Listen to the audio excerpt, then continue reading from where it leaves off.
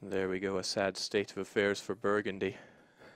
And I have to admit, Burgundy was asking me earlier today, what should I do? How can I make the most of the situation? And I ignored them. Not that I have. Not that I have biases, I'm not allowed to have that. However, this does highlight that perhaps the worldwide coalition against France and Italy was a necessity, showing how powerful they are faced against pretty much the world. Fortunately for them, Mamluks and Mughals stay out of this, but it's curious just what are they planning from all of this? Right, it happened, and it was bound to happen. Bahmani were able to get their land off of the Ming. It was probably just surrendered to them, because Ming cannot stand up against Bahmanis. Not at all, and Bahmanis would not be alone if they wanted to go to war over it. The trouble is, Ming became subject to too many nations that got victory cards on them, because they never stood up against others. I'm sorry, Bjorn, but you are most certainly out of the running here. So casting our eyes back here, Burgundy slips ever further out of this war.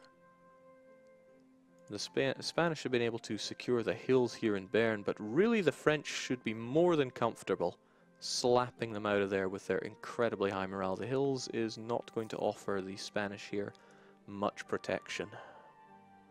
Denmark and Bohemia are slacking off. Well, not so much over here in Italy. They are doing what they can to siege down these forts.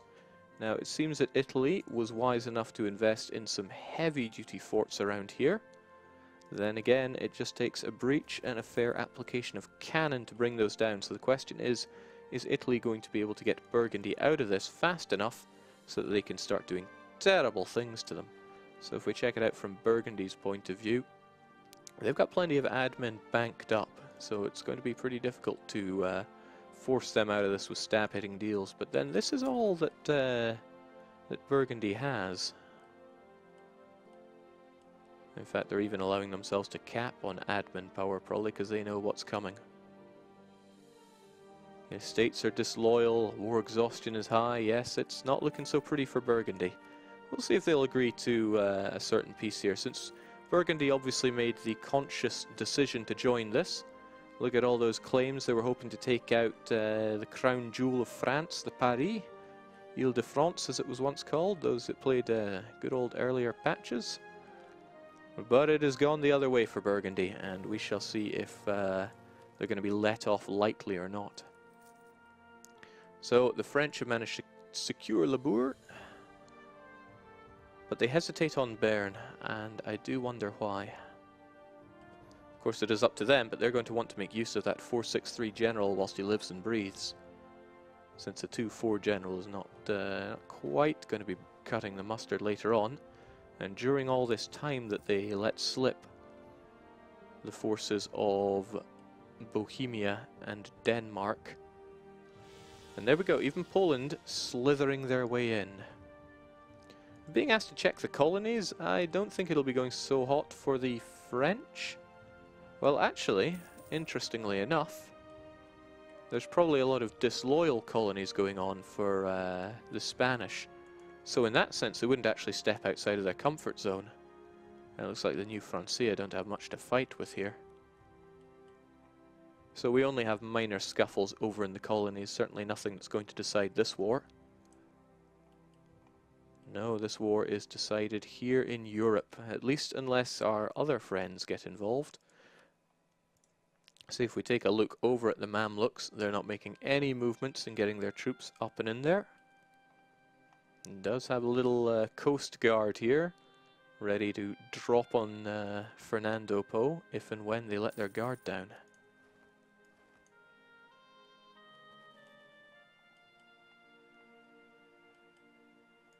Here we go.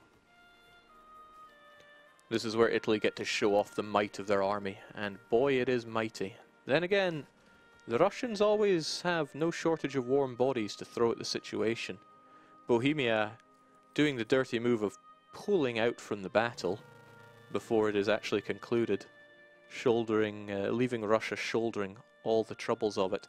And so, thanks to this battle, The offensive alliance has actually dropped their sieges. So all the progress there will have reset. The garrison's coming back, and they arrive just in time to realize that they simply cannot defeat the Italians that have arrived. We now have revolutionary rebels popping up in Burgundy. Could we be seeing revolutionary Burgundy on the map? Who's to say? And the war score climbs and climbs for the defenders here. Mostly from, what do we have here? Occupations in Burgundy. And from securing Paris as the capital. Now France is still not stepping in Bern, which is odd since it's quite a bit of work to siege back that plus that 8 level fort.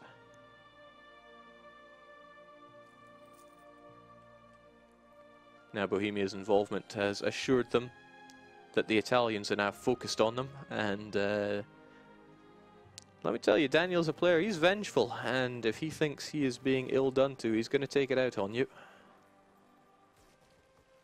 I would not want to mess with the guts of 300,000 Italian soldiers. He should bring in more though, because it's looking like they're bringing everything they got to the party. Place your bets here, folks. Big battle that decides it for Italy and for the offensive alliance. 5% morale, sorry, not morale, but discipline bonus for the Italian side, but many more numbers. And also those impressive cavalry on the side for the, well, the Poles and the Russians there. The Italians actually deciding to step back a bit there, thinking that the advantage is not with them, especially since they were getting a -2 to all rolls due to having crossed a river and attacking into woodlands. So this is a little unfortunate since it will allow for some relief in Burgundy. Burgundy, who's probably going to start getting forced out of the war as fast as they can. Notice that admin power is down, and they did just have to up their stability if my eyes are not playing tricks on me. So here we go, France has actually allowed Bern to be captured. An interesting gambit for sure. But the wonderful thing for them is that they are keeping quite a lot of these fellows at bay. They could be using their naval superiority to ship their troops back over, but they're probably finding that it's a little tricky to coordinate. All the while though, Italy's going to siege down Bohemia, probably try to get them out of the war so they can focus one foe at a time. As I said, Burgundy did not invest in having the greatest of forts around here, so easy come, easy go. Still, the Burgundian capital is gone, and they are facing a -60 war score here. Not so hot for them. We're being asked, has Frittoli lost a single battle in this war? I'm certain... Well, Frittoli, I don't think so. Quite a lot of the losses come from those Ottomans. There was the one they did the early retreat to, though. It's all looking like 1-1-1 for the Frittalian side. Aye, they're doing very good in the battlefield, but then there are still players that are not involved in all of this. Mamluks, Mughals, Bahmanis, Ming, and especially the puppet string master himself, Great Britain. What are they waiting on? What are they thinking? What do they have planned? Great Britain certainly has lots of allies across the world. It's certainly what they do, but will they intervene? It's very dangerous to strike out in your own war here because the Frittalians could peace out with the rest. They could probably make a good case for them not going to be able to win this. But then again, there is of course the battle of attrition. If we pop back over to Italy, their manpower, which is normally so high, looking a little puny. Their income still very impressive though, sitting at 240. And they would not be afraid of taking a lone or two out if it means victory. Russia, though, they really are starting to show off their manpower now, even though they are attacking deep into enemy lines. So there we go, these revolutionaries actually causing a bit of pain for the defensive alliance now. Got a quick question asking about how the New World looks. Don't blink now, because here we go. There's actually so many provinces in this one that still a good chunk of it that's not colonized, and there's a good chance it won't get colonized throughout this campaign. Let's have another look at it in terrain map mode, because I do think our new random New World, revamped in the Cossack Cossacks DLC. It's looking pretty delicious. Oh my, oh my. I was wondering why the French were looking all red there, but if we flip over to France here, there we go. They managed to get Bern back, and their offensive begins. And with that, Burgundy is out of here. If we check the truce timers there, it's till 78, so what did they lose? I'm not very good at telling this at a glance, but I think I see a province or two which has changed hands. Poitou, for example, very important one to grab since it is a lovely looking fort.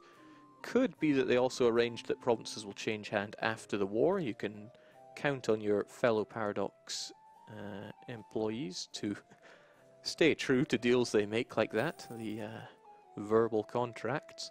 But there we go, with Burgundy out of this, that's a fair chunk of power removed from the Russian offensive coalition side. The Italians and French still have quite a lot of bite in them, and they push into Bohemia, potentially throwing the fear of God into them. If we get a look as if we are full observer mode here. What say you, Danes? Still in the war. But the Spanish could probably be scared out here. The issue is that Italy have quite a lot of anger on their plate. Quite a lot indeed. They still have those cores and they still have those permanent claims. Italy's diplomatic weakness could be another weakness in this war, since they might not want to let Spain off easy. They'll say, we're going to kill you unless you give us this land. And that makes an enemy far more likely to keep fighting the good fight, and that buys time for your other enemies to coordinate, prepare, and strike you down. Of course, if the Fratalians play well enough and they are sufficiently defended against other people getting involved, then this may well be nothing but a strength for them. They now turn on Bohemia. Bohemia's individual war score going down, down and down.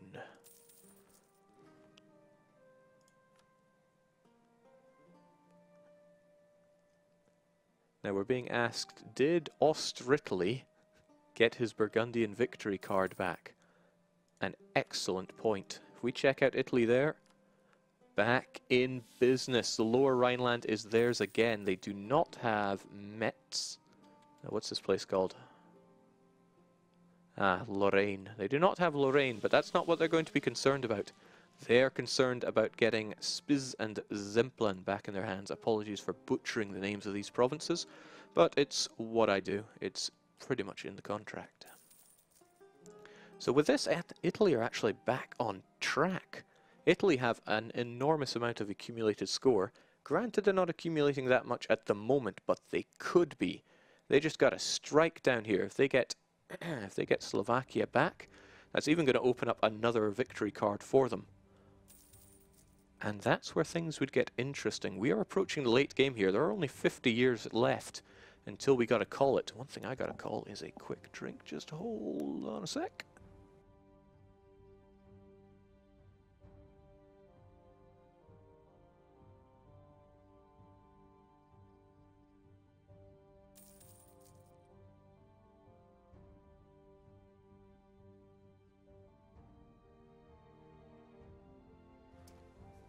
And there we go.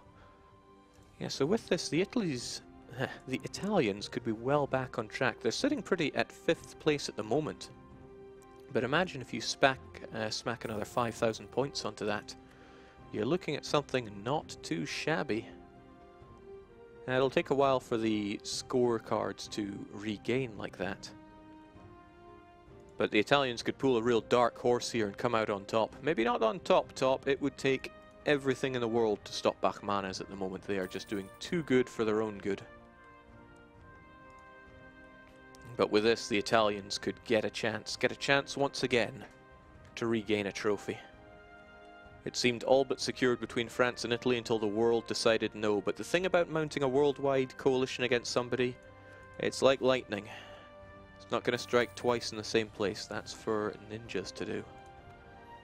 When it comes down to it, the amount that can come to curb stomp France and Italy is not so high. One questionable thing is that Bohemia joined on the aggressive side here. enjoying their alliance with Gotland and Russia and no longer being allied to Italy. Now, Bohemia stuck with France, Italy and Ottomans through thick and thin in the previous war. It took a lot of war exhaustion to drive them out, and I mean personal war exhaustion there. But now they have picked the other side, and it seems they have a terrible tendency for picking the wrong side. The only right side in this world is being Gutnish.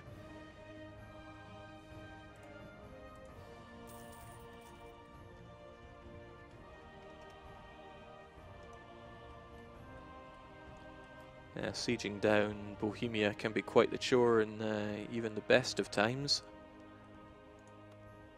But Italy should pay good attention to looking after their own provinces here. They only have 2 active sieges going on here, but they also have 3 that are close to popping on their side. 4 if we count Vienne, and we don't want Vienne to go. We'll see what they can make of the situation, because manpower is going to start trickling down. Tempeltoffler enjoying less than 100,000 now, and yeah, he has his fair share of mercenaries, but perhaps not enough. Is this where I'm about to find out he actually can't hire more? No, he could hire a fair few more.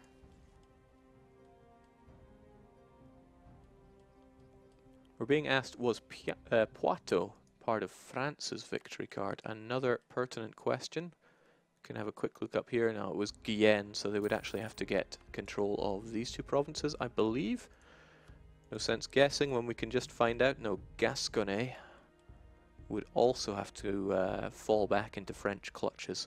And the French again enjoy a fair chunk of accumulated score, but they have none of their victory cards. An issue is that they're going to have to chew quite a bit more out of Burgundy if they want that. And that could be part of the deal. We have defeated you. Please give us your victory cards. But I find it more likely that France would want to play Kingmaker to get Italy up to number 1. Since they've been through thick and thin together, and by together I mean against the whole world.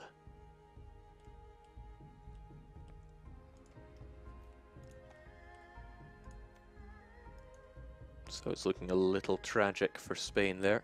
And as they become weaker and weaker...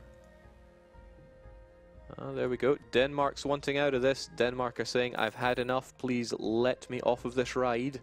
And what is quite hilarious is that those Danish occupied provinces are going to flip back.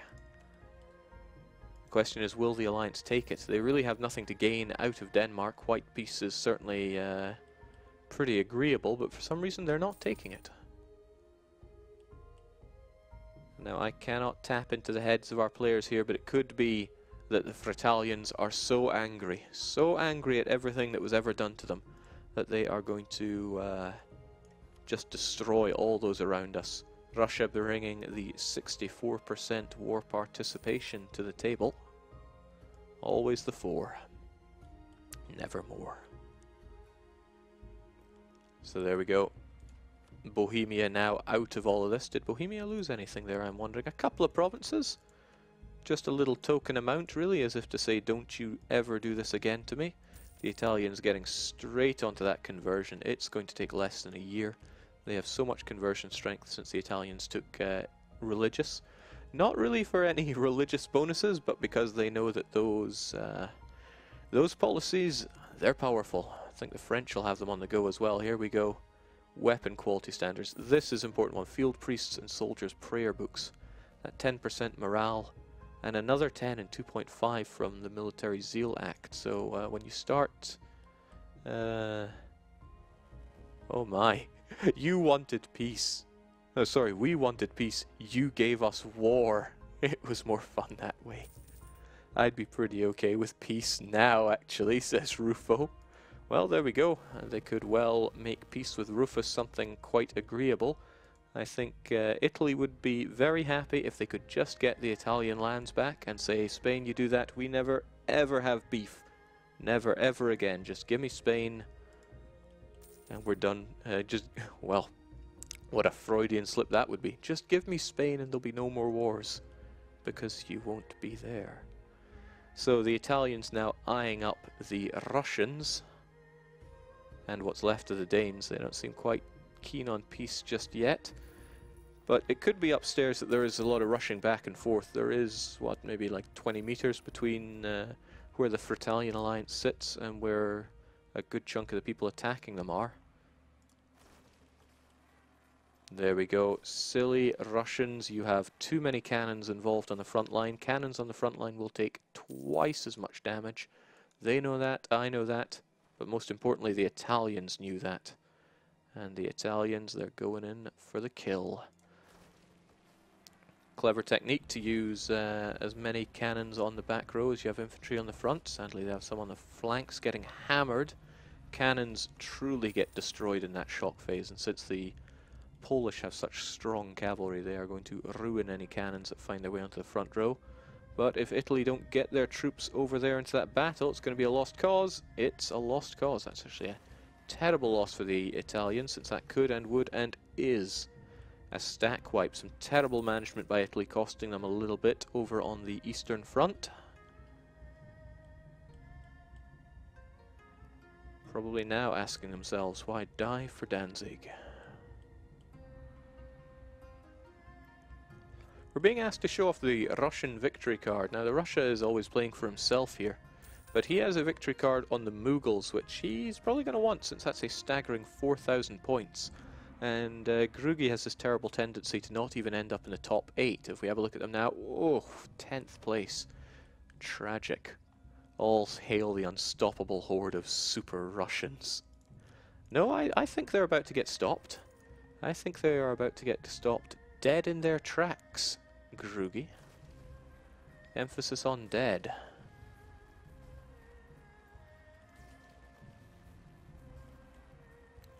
So there we go, the Italians squeezing out every bit of morale they can, enjoying their higher discipline, and altogether telling the Russians where to go.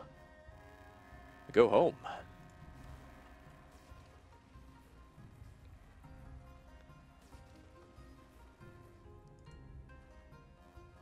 It's at this point I wish I could jump down into the chat and make my own quirky remarks, but here I am but the humble observer. And Madrid is going down here. Of course, unfortunately for the Fritalian side, the Spanish have a lot of colonies that they would have to take care of to get the necessary war score.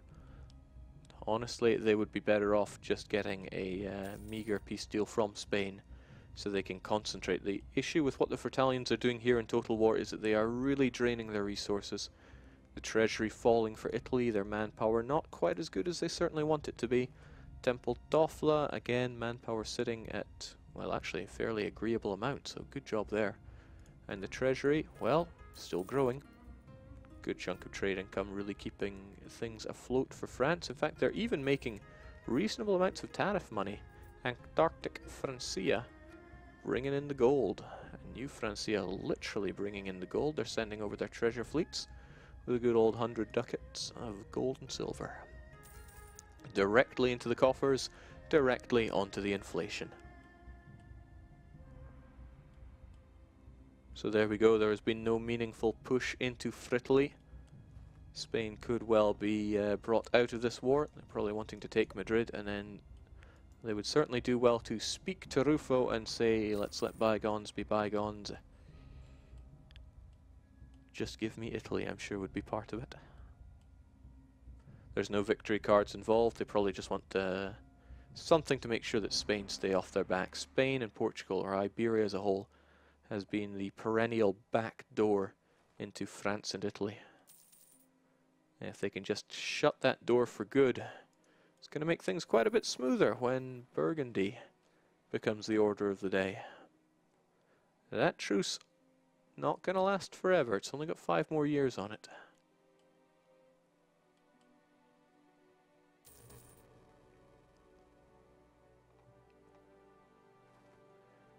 So there we go, the Italians gaining back those provinces that they lost there. Now, level 8 forts, they can stand up to a lot of punishment.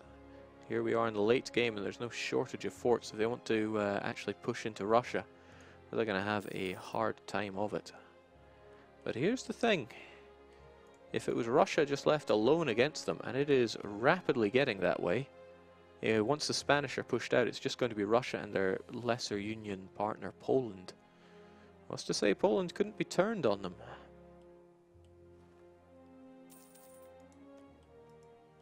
The thing is, Italy and Poland, which used to be Hungary, they had gentleman agreement, they had alliance, they had it all going on together. And now they've been forced against each other yet again.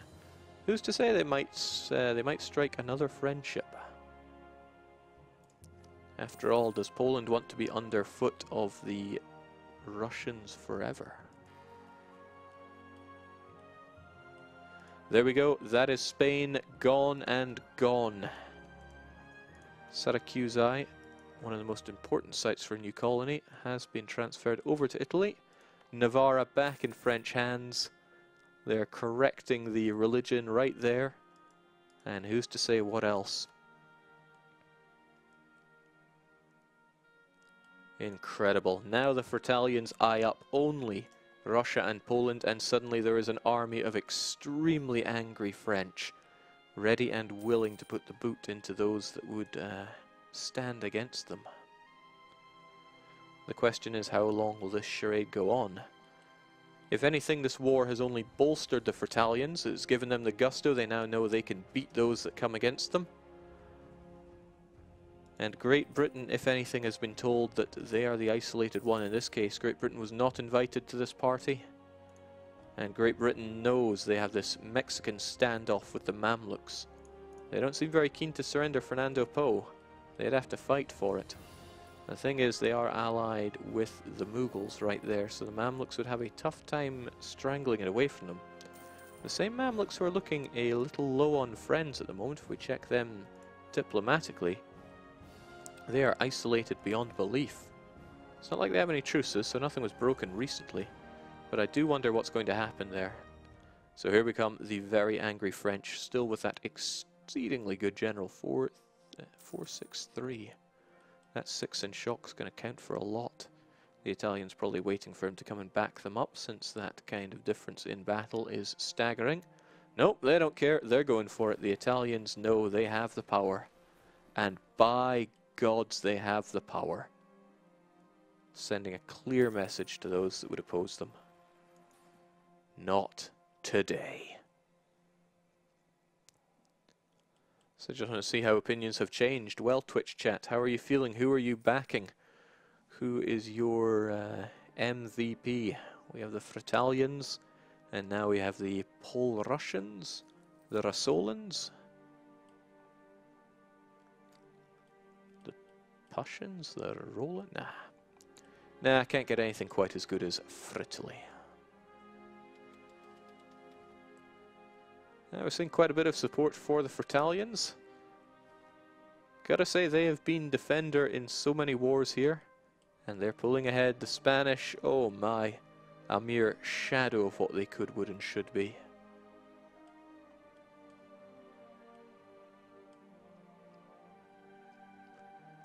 And with that, Poland falls. Again, Poland have not been so hot on their fortifications, hoping to save money by leaving them outdated. It's going to work against them, since these level 4, level 6 forts, they're not going to hold up. Not at all. Where's even their capital? Capital on Warsaw, no fortification, no chance. So with this, if we check out, I'm going to want to check France, since they are war leader here. Yeah, they're enjoying a heavy chunk of war score right there. Maximum from defending Paris. They just need to get some more good battles under their belt. Score a fort here and there, and well, it's going to be peace for the Russians, whether they like it or not. The question is, what peace? And the answer is clear as crystal. They're going to want Zemplin back. Now it is still an Italian core. Impressively, it's Venetian. I want to investigate this slightly further. Italy's primary culture is Venetian, it would seem. And wow, what a move for the Italians. I didn't even notice this. The Italians have culturally enriched Zemplin to the culture of Venetian. And what this means is that Italy are not going to be losing that core anytime soon. 150 years from the most previous war. It's going to push them into 1924. And that's stepping right out of time frame into different games. Heck, they could even start gearing up for Hearts of Iron 4 by the time that that core goes away, goes the way of the dodo. So there we go, these supposedly unstoppable Russian troops. They're going to find out just how stoppable they are when they face up against the French. So there we go. Oh, jings, they don't even need to wait for the French to get there. The Italians already putting them to sword. Even though the incredible French general is over there. Nah, here we go. The French want to party. They're getting on that front line and they are showing just what their morale can do. It's showing us Italy's morale there, but if we hover over a French unit, we can see, oh boy, it's looking not too shabby at all. Actually, I think the French took a little bit of a hit to their morale there.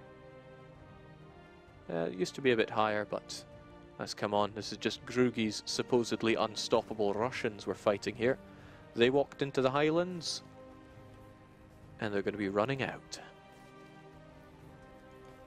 Now, Dragoon 9105 in the chat is saying, if Italy gets their victory cards back, will they take first place? Well now, let's have a look here, shall we? The Italians are currently in 5th place, and wow, they are hurting on the diplomatic ranks. They're not even accumulating score there. It's very unlikely that they would get first place. In fact, I would put it to impossible at this point. But it's not unthinkable that they could pass by...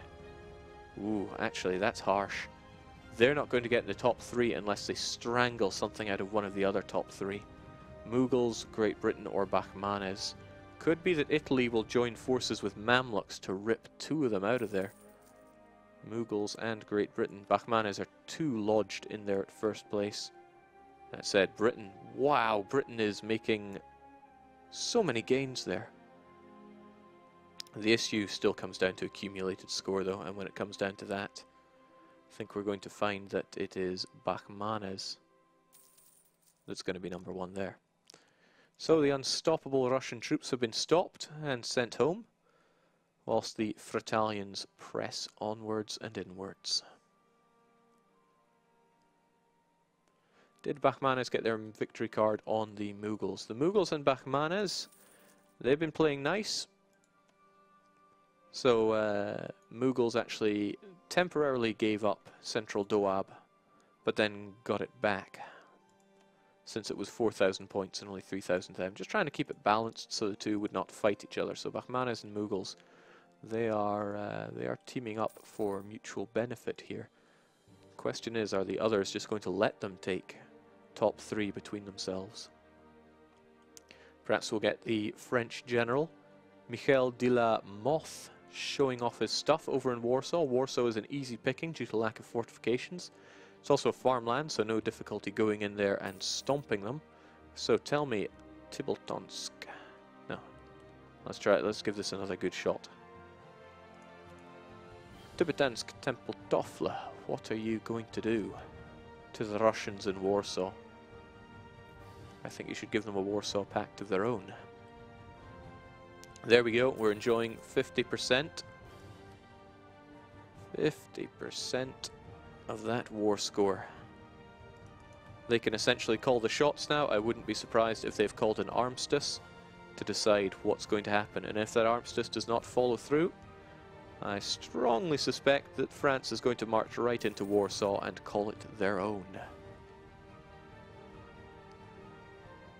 We've got Undead Queequay in the chat saying, poor Poland. Poland chose this fate for themselves. They could have said, nah, Russia, you're on your own. Don't mind me, Italy, I'm just going to sit here. But no, Poland decided to give it all they could with their lancers. And for that, well, they're looking a little preoccupied. And as every month ticks by, that war exhaustion ticks up and up.